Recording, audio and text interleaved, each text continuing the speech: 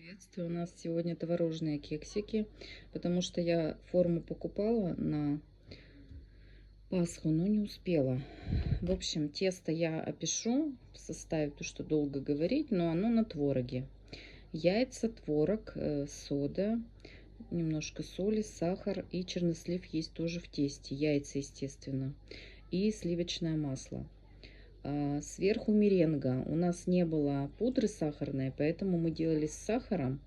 И она у нас получилась жидковатая. Я ее просто пастеризовала, как подогрела в микроволновке. Сверху просто нарезали чернослив и вот так украсили. Если вы сделаете это еще и с какой-нибудь стевией, только не то есть не с сахаром, а с сахарозаменителем, то вообще можно сделать диетические такие вот кексики. И даже вот эта форма пригодится и потом. Прямо видно, что там творог.